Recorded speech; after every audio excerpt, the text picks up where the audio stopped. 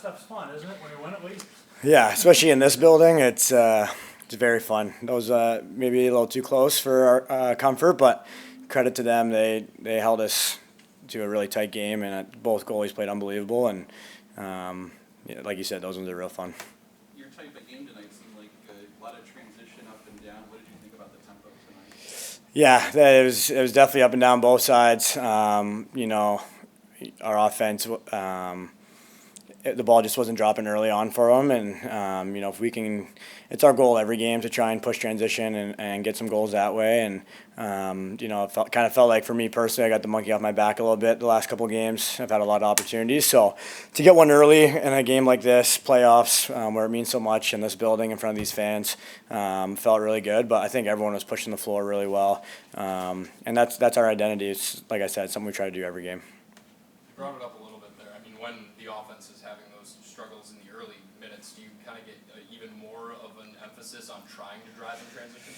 Not necessarily. I think it's just kind of a natural thing, and it's always something in the back of your head. It's not like JT's necessarily coming down saying, like, we need training goals or anything like that. It's you look for it, but ultimately your goal is defense first, and if those chances come, then perfect, and you try to capitalize on them. And luckily tonight there was just a lot more of those opportunities. So it's always something that's in the back of our head, but not necessarily something that's preached when the out isn't going like it was tonight. The last 6 or 7 minutes, it just seemed like everybody was hanging on every possession because it was either tied or one goal. It's tough enough on the fans. What's it like for you to play in that situation? You know what? Yeah, I think I'm going to give Vino a ton of credit here. It's trying to have like a goalie mentality where it's I think they went up 9-8 there, like you said, with about 8 minutes left. So. If you notice, we always kind of go talk to Vino after a goal and see what's going on, and he kind of took the onus on that one, and we kind of talked it through, and then it's just a quick reset and on to the next play, and the goal from there is not to let one up the next face-off, and that was something that was kind of happening in the first half. I think they got a training goal, and then, I don't know if it's necessarily off a face-off, but a couple minutes later they got another training goal, and those are like the momentum plays you try to kill throughout a game and you want to get. So, just trying to have that quick reset mentality and just kind of move on to the next play. It's easy to say that you turn the page when you get a goal disallowed with 0.1 seconds left, but you essentially did that. What's the process? You have no choice but to go forward? Yeah, I mean, really, there's nothing you can do about it. It's obviously it felt like it was the highest of highs there, and then not necessarily the lowest of lows, but it brought us down pretty quick. But I think that just kind of manufactured energy for us going into overtime. You know what I mean? Like, we could have been really negative about it and went a different approach about it. But if you're on our bench, everyone was really positive, really fired up, and there was no second guessing or anything. Like, we were all positive that we were gonna get those. It felt like there was a couple bounces. JT throwing the challenge and it not being on time. Dobson making a really nice glove save at the end and it just staying out.